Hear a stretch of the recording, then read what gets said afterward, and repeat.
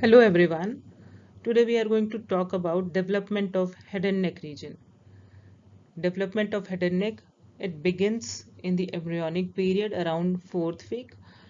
Simultaneously there is development of CNS, and the heart is getting formed, and around 4th week of development, which is actually the period in which most of the organogenesis is happening.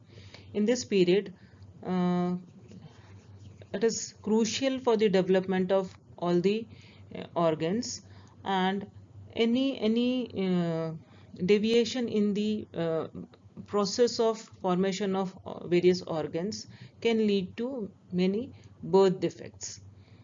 So this period is important, especially the time when the organogenesis is happening. So up till now, what we have seen, the formation of the three germ layers, then the process of neurulation and all, and the whole embryonic period development, it has already been covered. Then after that, we did development of respiratory system, and now in series of development of systems, today we are going to talk about development of head and neck region.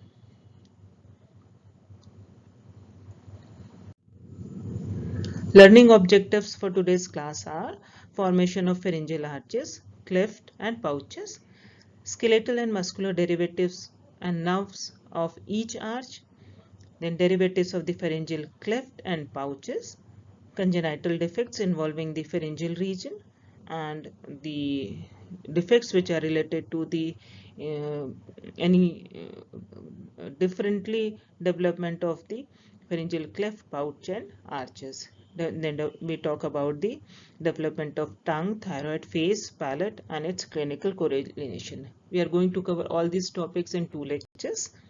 So let us start. So for development of head and neck region, the basic tissue which is required is the mesenchymal uh, tissue, which is the source is from the primary mesenchyme, which is the embryonic less organized mesoderm, and then we have the mesoderm derived from the neural crest and the ectodermal placodes. So primary mesoderm is actually the source is from the paraxial mesoderm and the lateral plate mesoderm. You know about the paraxial mesoderm. This mesoderm gives rise to most of the neurocranium of skull, all voluntary craniofacial muscles, the dermis of the posterior region of head, and the meninges, except the prosencephalon part of the brain. Then the lateral plate mesoderm, it gives rise to laryngeal cartilage and the connective tissue around the larynx. Neural crest that gives rise to a special kind of mesenchyme. This is actually the process of epidermal mesenchymal interaction is important. So with that, the neural crest cell, which is ectodermal in origin, get converted into mesenchyme or the mesodermal tissue and gives rise to whole viscerocranium.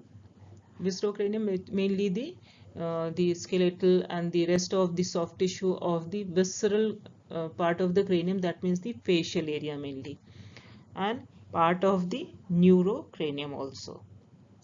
Ectodermal placodes with neural crest cells, they are responsible for formation of the sensory ganglion in relation to fifth, which is trigeminal, seventh, which is facial, ninth, glossopharyngeal, and 10th, vagus nerve. Let us see the neural cell migration.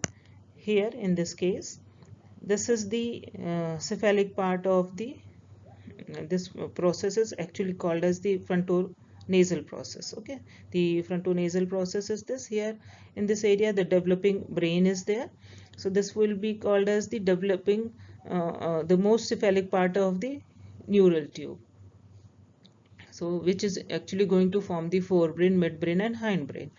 So from these areas, the neural crest cells, they migrate ventrally as well as in cephalic direction and get lodged in the area which is the going to form the future neck. At the same time, in the area which is going to form the future face. So in these areas, the neural cells which are migrating and getting lodged in this area. Now, one more important thing is that these neural tube cells normally they migrate in the trunk area after the closure of the neural tube, but in the region of head and neck region, the migration is before the closure of neural tube. So this is one difference in the neural cell migration in the rest of the areas and in the cephalic region. So this is how the neural cells will migrate and colonize in the region of the future the pharyngeal arches and the developing face. Here in this picture, what we can appreciate here, this whole blue area, this is the skeleton of face. This is viscerocrania. Okay, so it is arising from the, see, this is arising from the neural crest cells, whereas the red area, this whole red area is from the paraxial mesoderm, whereas this yellow area, which is the cartilage or the skeleton of the larynx, is formed by the lateral plate mesoderm. Okay, so this is the area, all these bones, they will be derived from the neural crest cells, even the hyoid also. Here on the posterior part, this is all the red bones, that means parietal bone, occipital bone, part of the temporal bone, they are derived from the paraxial mesoderm, and the lateral plate mesoderm will give rise to the laryngeal skeleton. Now let's see how the pharyngeal arches are formed and what are they. This is actually the formation of pharyngeal arches is the most unique feature of development of vertebrate. So that's an important event which will begin at around 4th week, the beginning of the 4th week. Here in this first picture, what we can appreciate, this is the developing embryo. This will be the communication with the yolk sac. Okay, so here is the cardiac bulge. This is the cephalic end of the embryo, and this will be the caudal. Here you can just appreciate the cranial neuropore, which is almost about to close. So the cranial neuropore closes at around 25th day of embryonic life. So it is almost getting closed here, whereas caudal is going to close on day 28. Okay, so this is 25-day old embryo with this cephalic bulge here, the cardiac bulge here, and this tail end. Here in the cephalic bulge, just ventral to that, we can appreciate this is 4th week. So at the beginning of the 4th week, what we can appreciate in the lateral wall of the developing pharynx, the pharynx is the cranial most part of the foregut. So we have the lateral swellings appearing in the wall of pharynx. Initially we have 2 swellings, but by the end of 4th week there are 4 these lateral bar-like swellings on the lateral wall of pharynx here. Appreciate this. So these are developing pharyngeal arches. I'll explain what is pharyngeal arch again. Here, see again. So here, this is another term introduced here. This is called as pharyngeal cleft. Naturally, when we have the bar-like swelling, so if we try to understand this like this, so if you have swellings, intermittent swellings like this in the lateral wall, okay, like this, and this is when we cut open the lateral wall. So these are the tissue present like bar. So this is mostly the mesenchymal tissue or the mesodermal tissue. Fine. So on the surface it will appear as the one swelling and then depression, one swelling and then depression, one swelling and then depression. So these swellings, they develop from cephalocaudal direction. So first you'll have the appearance of the first pharyngeal arch. Then these clefts are actually these areas.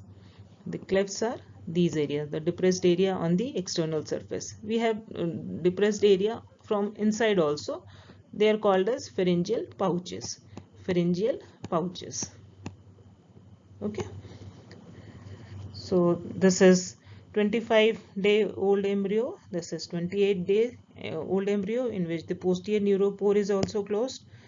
And this is the 5-week old embryo where we have all the most of the pharyngeal arches, especially the all first four pharyngeal arches are already formed. Okay.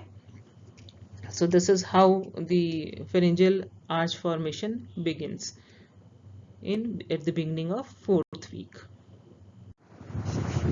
It is important to understand that the structures of the lower face, neck are formed by the pharyngeal arches. Here in the leftmost picture, what we can appreciate, this is the longitudinal section of the embryo, developing embryo. The embryonic disc, that section passes longitudinally.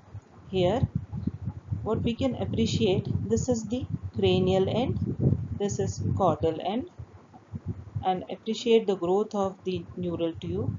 The cephalic part is growing faster as compared to the caudal portion. This dark greenish blue line indicating the notochord, and this yellow structure here on the ventral aspect is yolk sac, and yolk sac is gradually getting taken in to form the gut tube. So on the cranial aspect, this is the gut tube which is going to form the foregut and the pharynx. Here this is the forming the hindgut part, and this part after complete absorption of the yolk sac will be forming the midgut. So we'll talk about that later, but right now we are going to concentrate on the cranial most part of the foregut. This, the ventral bulging, this is cardiac bulge. Here in the cranial most part of the foregut, this area, this is called as actually this is the primitive pharynx, which is separated from the primitive oral cavity with the help of this membrane, which is called as buccopharyngeal membrane. And you know that in this area there is no mesoderm intervening between the ectoderm and endoderm. So this buccopharyngeal membrane is present here, separating the stomodium from the primitive pharynx. Okay. So in this pharynx, on its lateral wall, the mesodermal thickenings are going to appear, which are U-shaped loops or the blocks of embryonic tissue which are stacked over each other and surrounds the future oral cavity and pharyngeal region. Okay, so these are the mesodermal bars or the U-shaped mesodermal tissue or the blocks on the lateral wall of the pharynx. So externally it will appear like this. There are bulgings on the lateral wall of the pharynx. These are U-shaped, so from lateral to ventral they are going. So these are the bulge of pharyngeal arches. Okay, so here in this picture, let me use pen. This is the yolk sac, like this. Okay, so this end over here, this is called as the anterior intestinal portal. This is called as anterior intestinal portal. This one is posterior intestinal portal. Okay, let me write one complete intestinal portal. Okay, so with this you will understand. Now just this picture, this is the schematic picture showing the pharyngeal arches. Appreciate this brown structure is the mesodermal core. Okay, all these are mesodermal core, and as I have mentioned before also, at a time we will not get all the 6 arches, especially we may get four or five. The fifth arch is rudimentary, so fourth and the sixth arch, which is actually smaller arch, it fuses with the fourth arch and forms the adult structure. Okay, so if we see that there are 5 pharyngeal arches, so on outside these arches are covered by the ectoderm. So outermost this covering, which is ultimately going to form the skin is by the ectoderm, and the inner, from the cavity side, it is covered by the endoderm. So it is the epithelium which is formed by the endoderm will cover the inner lateral part of the pharynx. So here, to understand this, suppose we are taking section from here. The section, if it passes through this place like this, in that case, and we are seeing it from above. The view is from above. So what we can appreciate, this will be the floor of the pharyngeal, the primitive pharynx, and these are the lateral walls. Okay, so these are lateral walls. So here, in relation to the first pharyngeal arch, this is the area of buccopharyngeal membrane. Okay, this membrane is going to rupture at around 26 days. Right. So here I'll explain. I just was talking about the pharyngeal arches, which are formed by this mesodermal core, and there are lining inside and outside, but between the pharyngeal arches, these indentations, one from coming from the outside, the other from inside. So these indentation here, this indentation from the outer aspect is called as pharyngeal arch. Is called as pharyngeal cleft or groove. Okay, whereas inner indentation, this area, this is called as pharyngeal pouch. Pharyngeal pouch. Okay, so the pharyngeal arch, this is pharyngeal arch, pharyngeal cleft, and pharyngeal pouch. These three together forms the pharyngeal apparatus. Okay, pharyngeal apparatus is made up of pharyngeal arches, groove or the cleft, and pharyngeal pouches. So let us understand the detailed structure of pharyngeal arch in the next slide. So let's see, as I've said, pharyngeal apparatus, which will include pharyngeal arches, pouches, clefts, and membranes. So this was the developing embryo. Here the section is taken like this. So what we can appreciate here, let me see here. So here we have the developing forebrain like this.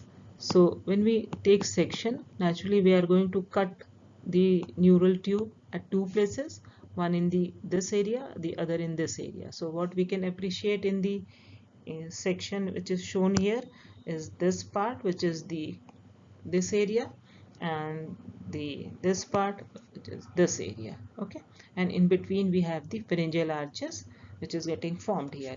Same picture here. This is the cranial part of the neural tube. This is the part which is here, this, and in between we have the cut portions of all arches. So appreciate this, we are looking from above, so this would be the floor. Similarly on this also, the top portion is removed. Over this, the top is removed, so it would be like this. Okay, so top is removed. So what we are seeing is the lateral wall of the pharynx, here, the lateral wall, and this one is the floor of the pharynx. Similarly, this is floor of the pharynx, lateral wall, the cranial most part of the neural tube. So in this also, what we can appreciate is the 1 swelling, 2 swelling, 3, 4 and 5.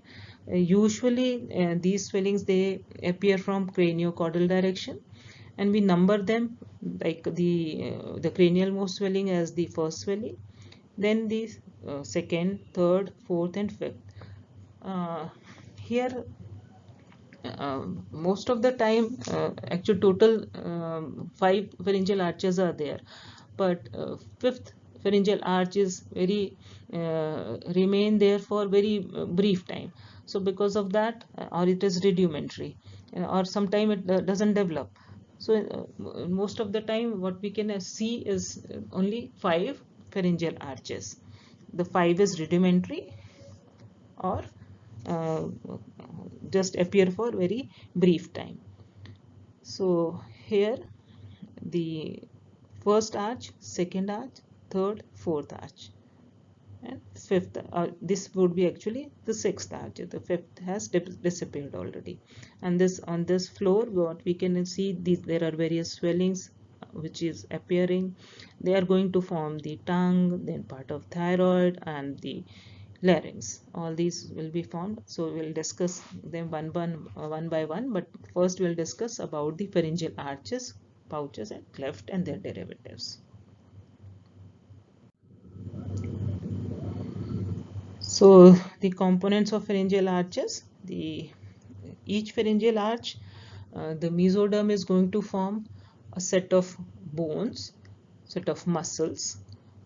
All these muscles, they are going to have their own nerve supply. So there is a specific nerve for each arch, and there is a specific arterial supply to each arch. So each arch has its own nerve and artery.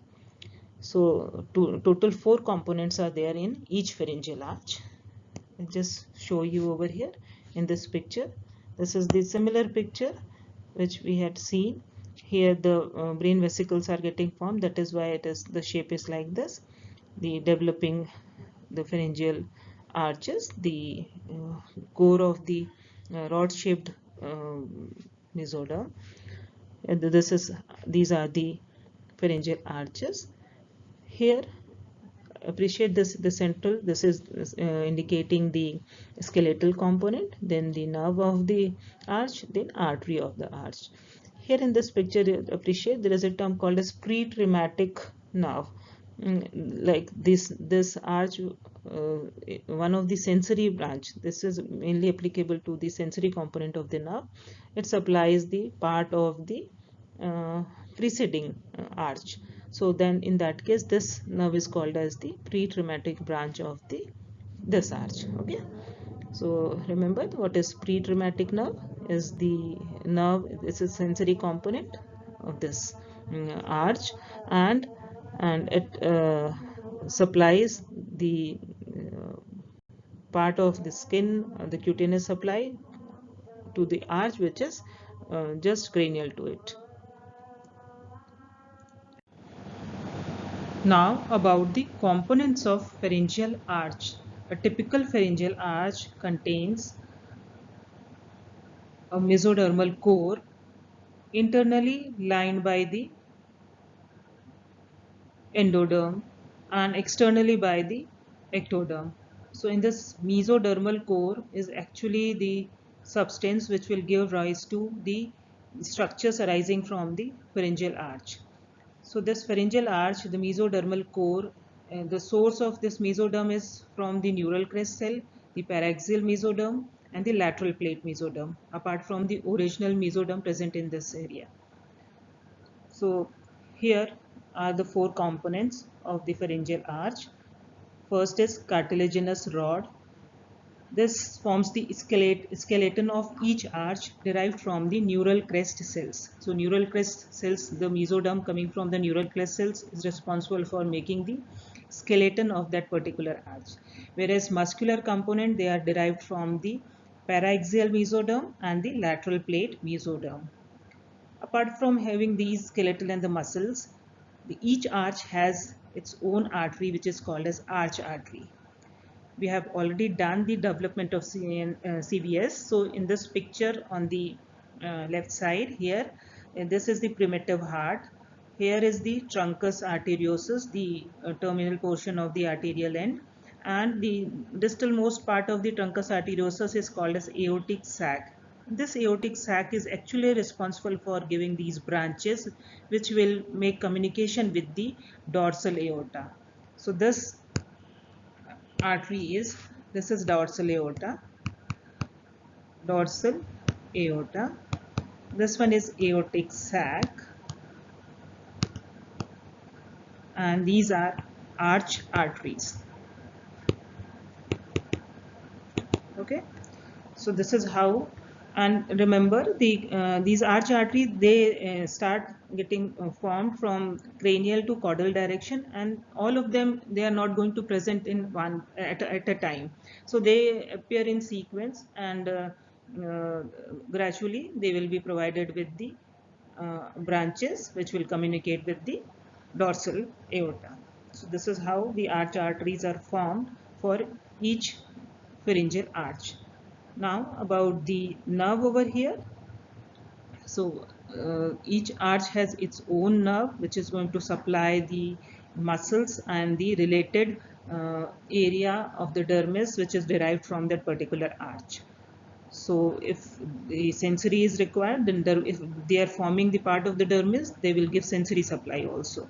So for the first arch, both components, the maxillary component with the purple, and the blue component is the mandibular component. They are supplied by the trigeminal nerve, the maxillary and mandibular division. Whereas the second arch is supplied by the facial nerve.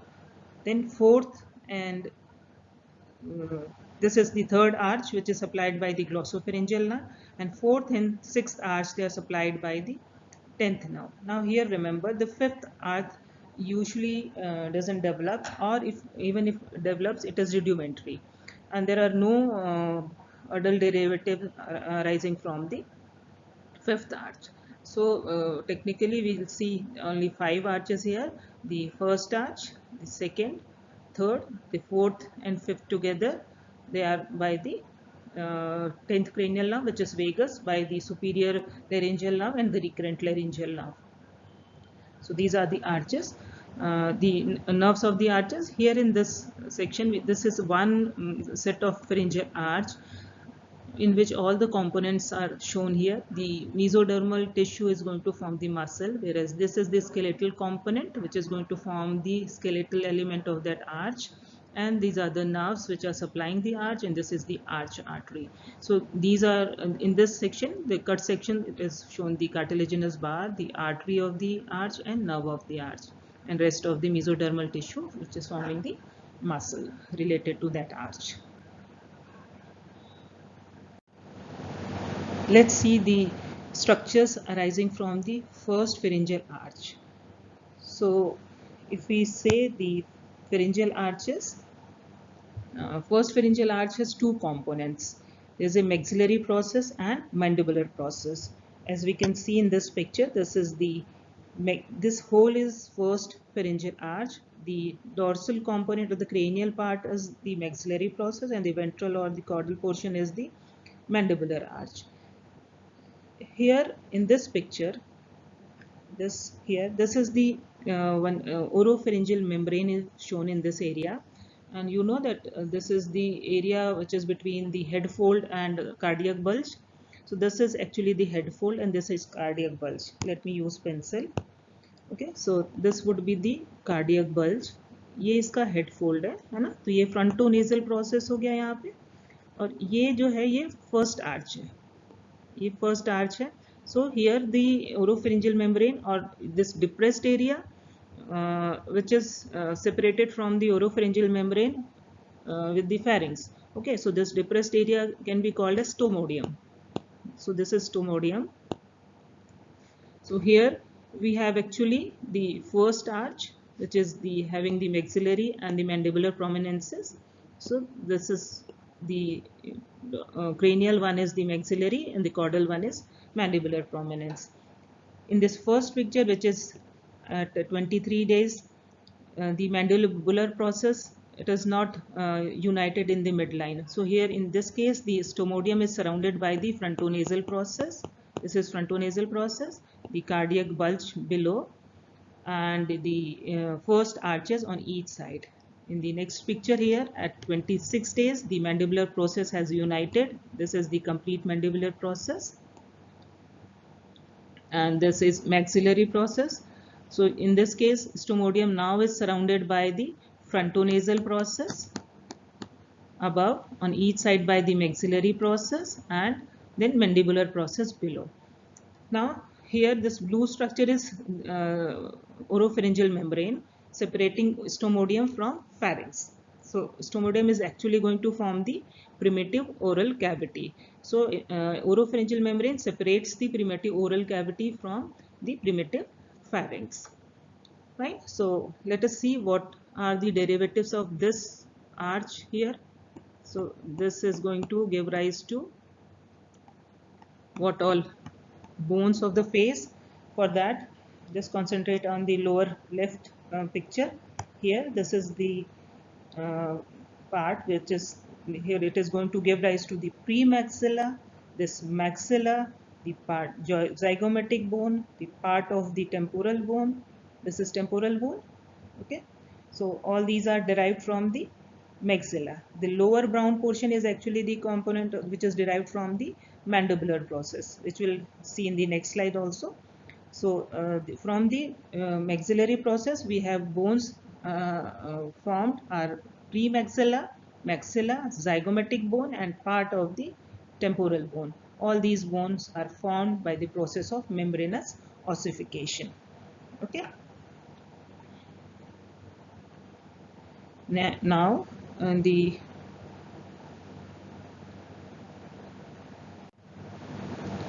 skeletal derivatives of first arch. Now we are going to talk about the mandibular process of the first arch. So this one is the mandibular component of the first arch. Maxillary is this one. So this is mandibular process. The arch of this cartilage of this arch is the Meckel's cartilage. So the base over here is, this is the Meckel's cartilage. Gradually this cartilage disappears, and around this, because of by mesenchymal ossification, intramembranous ossification, and the mandible develops. So the derivatives of the first arch, let's see, are the incus, which is the small bone present in the middle ear, malleus, this one also present in the middle ear. Then there is a ligament connecting the malleus with the sphenoid bone called as anterior ligament of malleus, then spine of a sphenoid, then sphenomandibular ligament. This is sphenomandibular ligament. This you have seen done when you did the gross anatomy of mandible. Then this mandible. So all these components, they are forming the skeleton of first arch. So malleus, incus, anterior ligament of malleus, spine of sphenoid, sphenomandibular ligament, and this mandible. Okay, so these are the skeletal derivatives of first arch. Let's see the next muscular components arising from the first arch. So muscular components arising from the first arch are the muscles of mastication. So all the muscles of mastication. So here one muscle, temporalis, is shown. This muscle, this is temporalis. Okay, so temporalis, masseter, both pterygoids. Apart from that, the anterior belly of digastric, mylohyoid muscle, and tensor velli palatini and tensor tympani muscle. They are supplied by the first arch nerve and derivative of the first arch. So muscles of mastication. So all muscles of mastication, temporalis, pterygoids, masseter, the anterior belly of digastric, mylohyoid, and tensor velli palatini and tensor tympani muscle. Okay, so these are the muscular derivatives of first pharyngeal arch. The mesenchyme of first arch, it is going to form the dermis of the face. So this whole dermis of the face is formed by the mesenchyme of first arch. So it is going to be supplied by the maxillary division and mandibular division. Remember, when we sing trigeminal is the nerve of first arch, we are talking only about the maxillary and mandibular division. Ophthalmic part of the trigeminal does not supply any component of pharyngeal arch. Okay, it supplies this part of the face, but it is not supplying the components of pharyngeal arch. When we talk about the pharyngeal arch, we include only the maxillary and the mandibular component in that. Coming to the skeletal derivatives of second arch, this is the second arch shown here in this picture, the dark green color. Okay, so all dark green bones are going to be arising from the second arch. So we'll start from the small bone stapes in the middle ear, which is arising from the second arch, then styloid process, then stylohyoid ligament, and the lesser cornu of hyoid bone, and part of the body of hyoid bone. So what all are arising from here? Let me use the purple color. So lesser cornu, part of the body, the stylohyoid ligament, styloid process, and stapes. They are arising from the second arch. Clear? All these bony components from the second arch.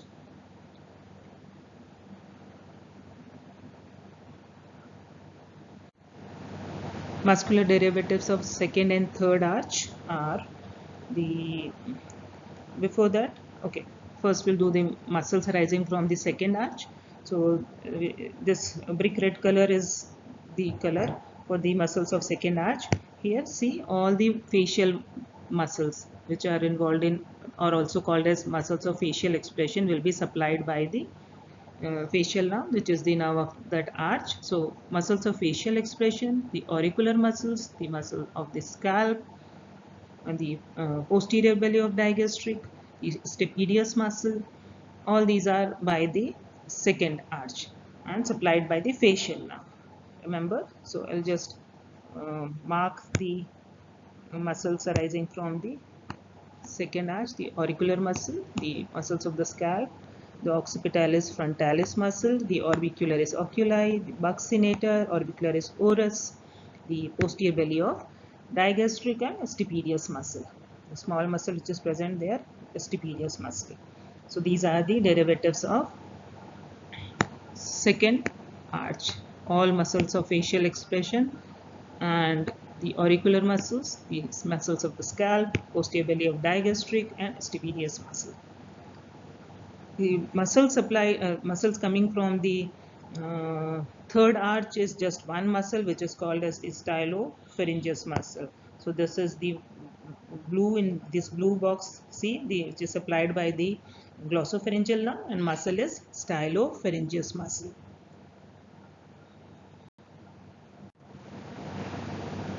Then the skeletal derivatives of third, fourth, and sixth arch, will do them together.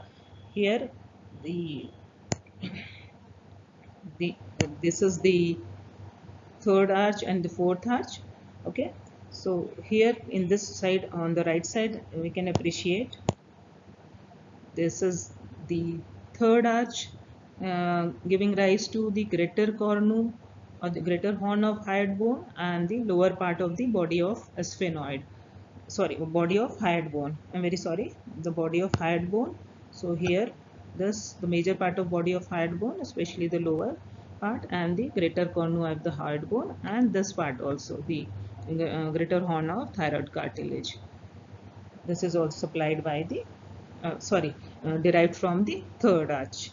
Then fourth and fifth arch, they will give rise to thyroid cartilage.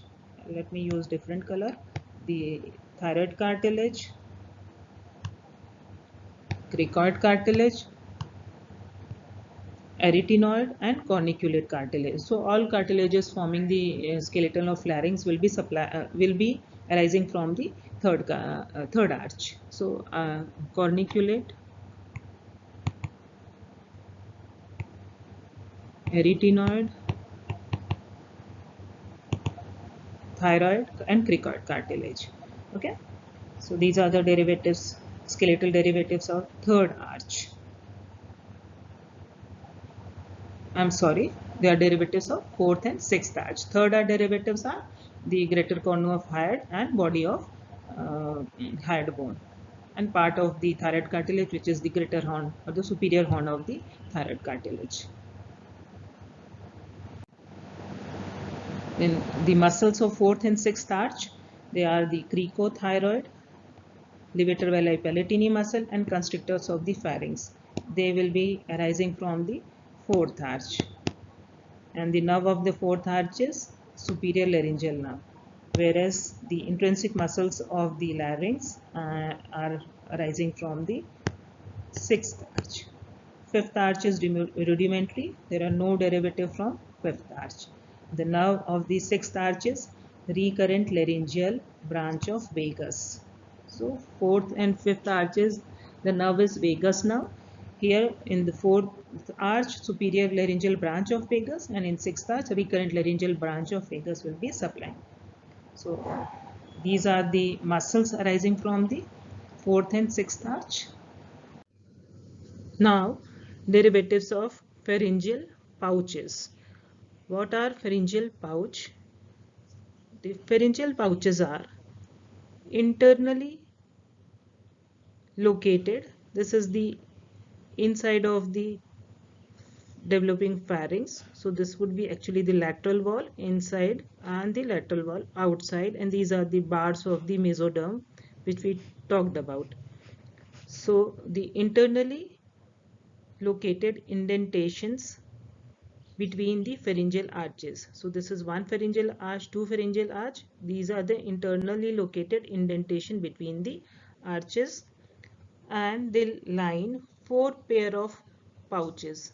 1, 2, 3 and 4 pair of pouches, and contributes to the formation of important head and neck structures formed from certain pouches which either remain in that place or they can migrate, like the thymus and the inferior parathyroid glands which migrate inferiorly. And this knowledge of the developing tissue migrating to some other place is important to localize the structures while doing surgery, because we can assess the accessory or the aberrant tissue present along the path of the migration. So along the migration path, we can, if we know that this developing tissue, it is migrating from this area, this particular area, from third pouch to downwards, so along that whole path of migration we can find aberrant tissue or the accessory thymic tissue anywhere along this path of migration. So that helps in localizing the aberrant tissue or the accessory tissue. So let us see each arch one by one, each pouch, pharyngeal pouch, one by one. So let's see the first pharyngeal pouch. Here this yellow or orange line, this area is first pharyngeal pouch. So in the previous picture we saw that there was only slight indentation in the first pouch. This is actually the further stage of development. Then in this case we can appreciate that this pouch is elongated externally. It is developing, progressing externally, and the terminal part is expanding. So the tubular portion is elongating and the terminal part is expanding, and the endodermal, this lining is going to make contact with the ectodermal lining of the first pharyngeal cleft. So this contact area, this is actually going to form the tympanic membrane, and the cavity which is here, this tubotympanic recess, actually this is called as tubotympanic recess. So this cavity is going to form the middle ear cavity and the mastoid antrum. So from the first pouch what we are getting is the part of the tympanic membrane, the inside lining, the medial ear cavity and the mastoid antrum, and this tube is going to elongate to form the pharyngotympanic tube or auditory tube, which will open into nasopharynx. Okay, so in this chart we can appreciate the first pouch going to form the middle ear cavity and auditory tube or eustachian tube or pharyngotympanic tube. Okay, so this is the fate of first pouch, the tympanic membrane, the inside lining, middle ear cavity, mastoid antrum and pharyngotympanic tubes. From second pouch, what we are getting? This purple thing is the indentation of the second pouch. When it is developing, it is like the mesoderm within this.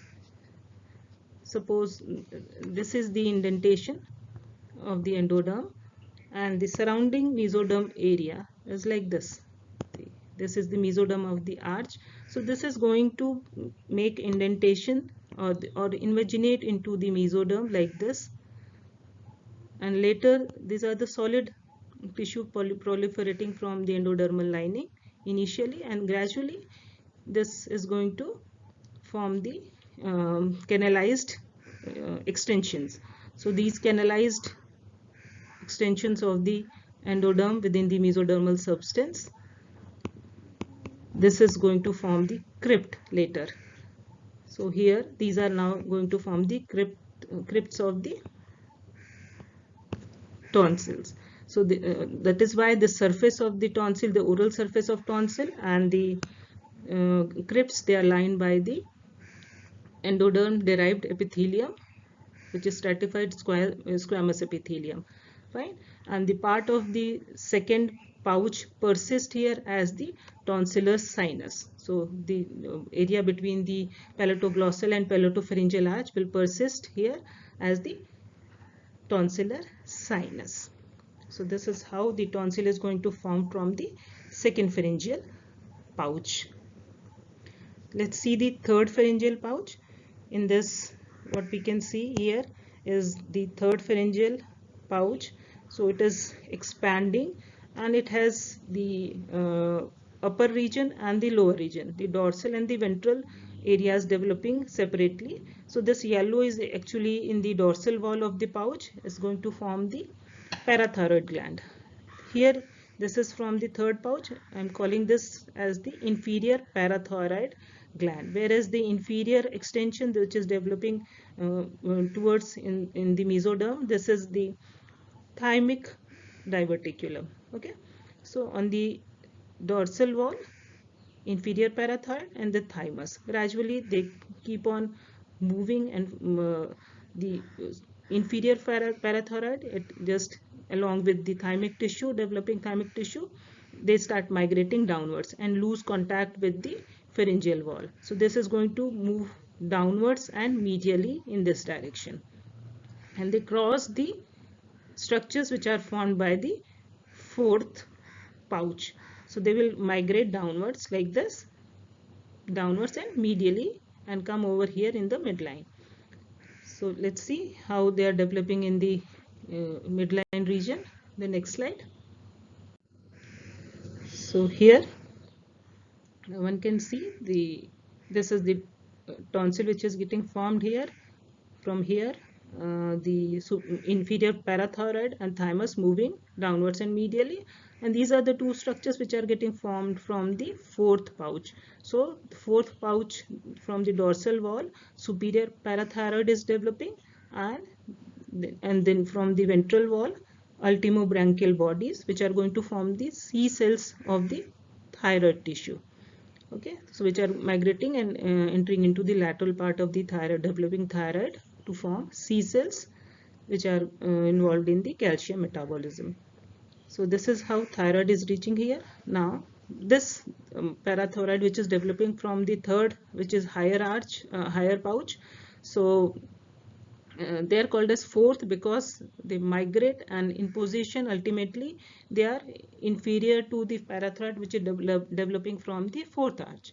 So that is why this one is called as inferior parathyroid, whereas the parathyroid which is coming from the fourth pouch is called as superior parathyroid glands.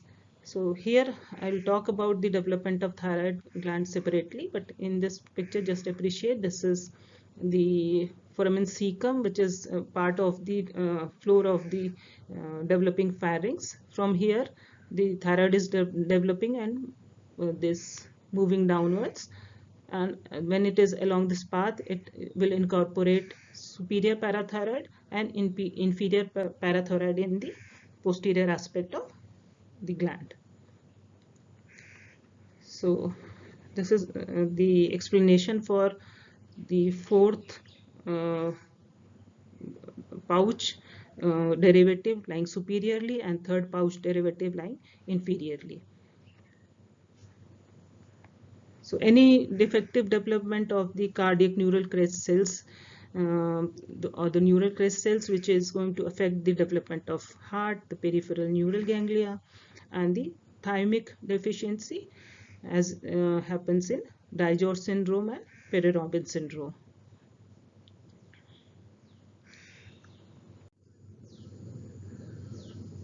Okay. Fate of the ultimobronchial body, which actually I have already discussed with you in the previous slide. So this is how the ultimobronchial body, they get incorporated in the posterior into the lateral part of the thyroid initially, and then they just migrate into the whole tissue. So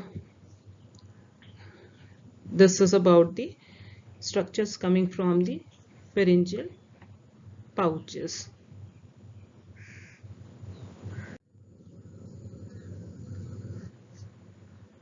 So let's see the pharyngeal membranes. Only the pharyngeal membrane, the region of first pouch and cleft, will persist, and that gives rise to tympanic membrane. This gives rise to tympanic membrane. So outer surface of the tympanic membrane would be lined by the epithelium derived from the ectoderm, whereas the inner would be lined by the epithelium derived from the endoderm. So that's the tympanic membrane. Sorry, I'm not able to move my, okay, it's working now. So this is the tympanic membrane, externally lined by ectoderm, internally lined by endoderm. Let's see the fate of pharyngeal clefts or pharyngeal grooves. So in this first picture on the left side, this is schematic picture showing all the pharyngeal arches. The outside, these indentations are called as the pharyngeal cleft or the grooves, whereas internal this depressions are called as the pharyngeal pouches. Okay, so if we see this outside this in grooving, this is called as first pharyngeal cleft. The fate of first pharyngeal cleft is it is forming the external auditory canal. So this is, we saw that from the pouch we saw the development of middle ear and the pharyngotympanic tube. So middle ear should be in continuity here with the external auditory meatus or the external ear. Okay, so external auditory meatus is formed by the first pharyngeal cleft. Okay, whereas internal ear is going to be formed from the otic placode, which is developing as a thickening by the end of fourth week in the forebrain region, and this thickening of the otic placode gradually it forms the otic vesicle, and then that otic vesicle will form inner ear and vestibular system. So this is how the whole ear is formed. So here the pouch is related with the formation of middle ear and pharyngotympanic tube, whereas cleft forms the external auditory canal. Now here concentrate on the second pharyngeal arch. The substance of the second pharyngeal arch, this overgrows like this towards the fourth and sixth pharyngeal arches and fuses with this tissue over here. Okay, so see this there is a overgrowth like this in the picture on the right upper. See, this is the first pharyngeal groove or cleft. This is the second pharyngeal arch. Okay, so mesenchymal tissue over here, just it grows downwards, covering the second, third and the fourth cleft. It overgrows like this and fuses with the sixth arch tissue. Okay, so normally when this happens in this downgrowth, the platysma will develop and this fuses over here, and all these clefts, they get obliterated, give rise smooth neck. This side of the neck is like this, so the surface of the neck becomes smooth because of obliteration of all these cervical sinuses in the region of second, third and the fourth cleft. This overgrowing second pharyngeal arch will close this all irregularity, makes neck, lateral side of the neck smooth.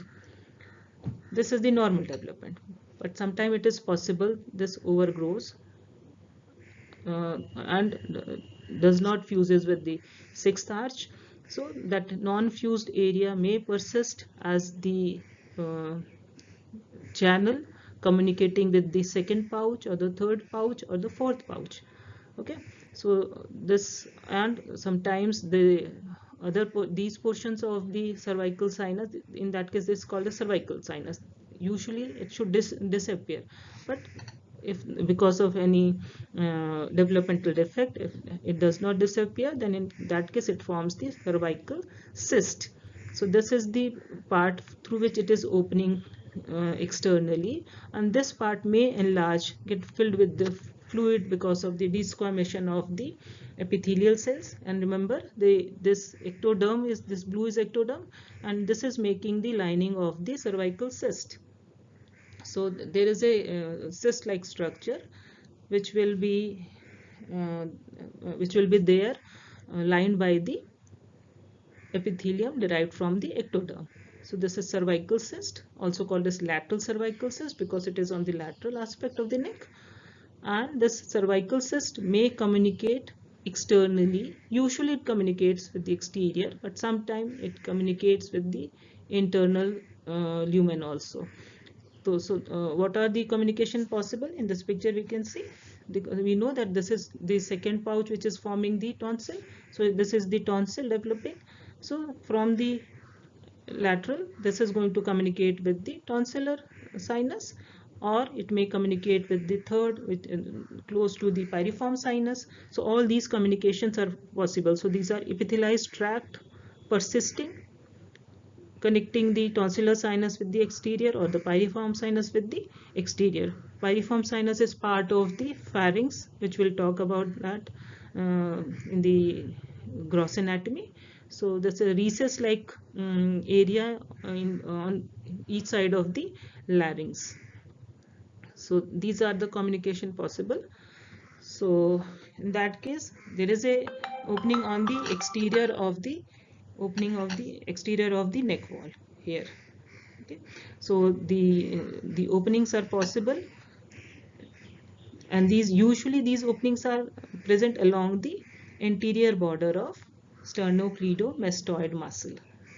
Okay, so anywhere, but usually it is in the upper part of the anterior border. The opening may persist of the cervical cyst, and this tract is called as branchial fistula. Tract is called as branchial fistula. Okay, so remember, the lateral cervical cyst are what? These persisting the pharyngeal clefts of the second, third and the fourth cleft because of the non-fusion of the second pharyngeal arch with the sixth arch.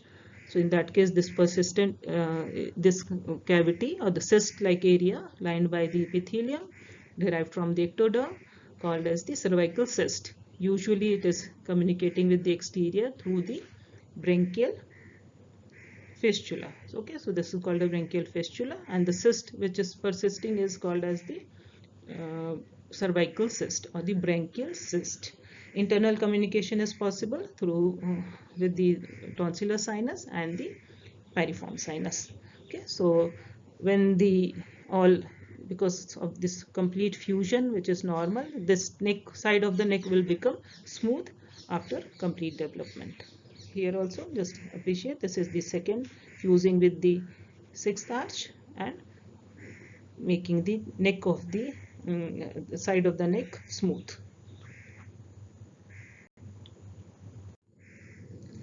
Here in this picture again we can appreciate this is the cervical cyst, lateral cervical cyst, which is persisting, and this external branchial fistula.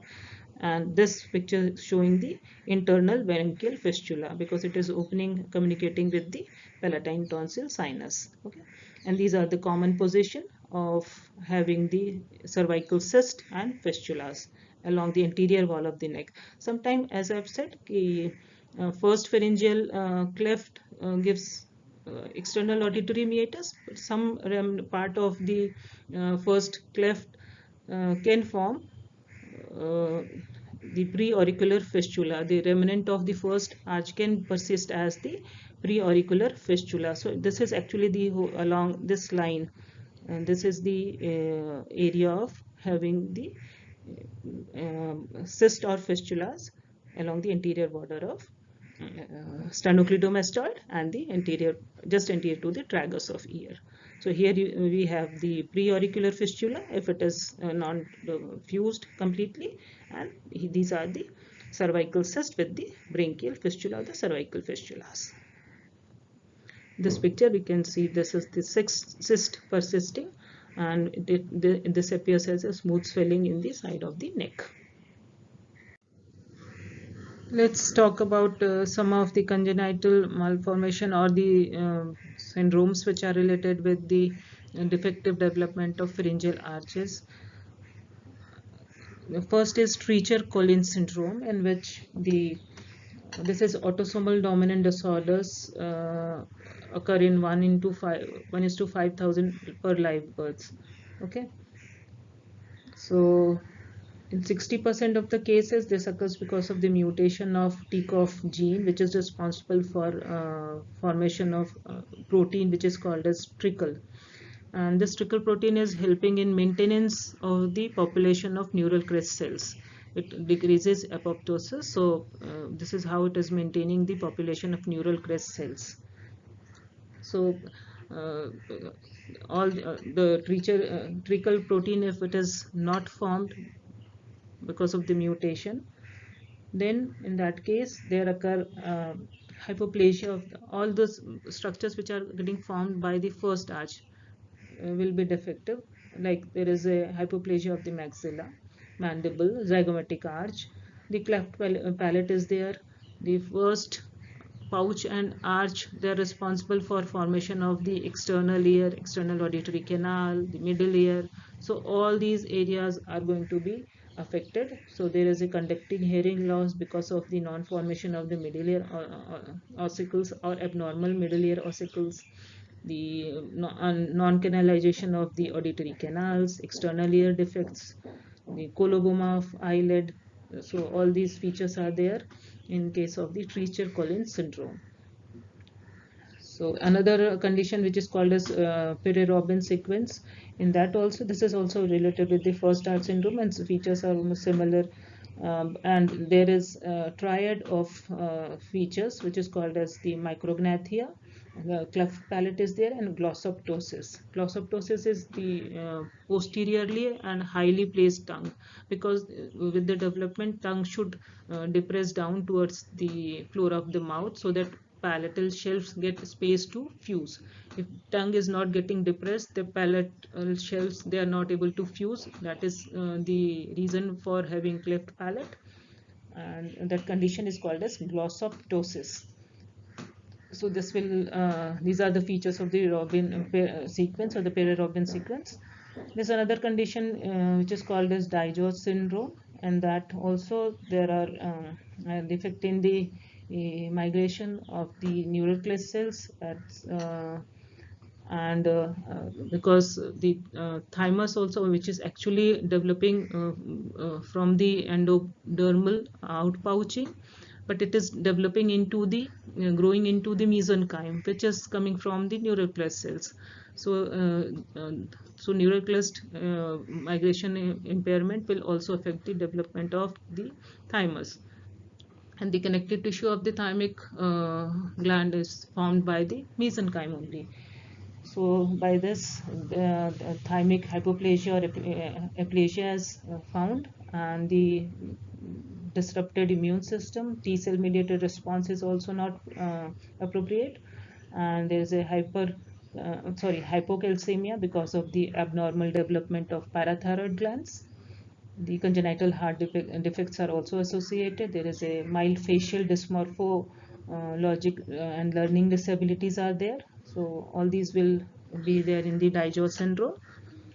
So with this, I think we have completed the pharyngeal arch, cleft and pouches, and we'll be talking about the development of tongue, thyroid, uh, in the next class, and then we'll come to the development of face, nose and palate in the next class.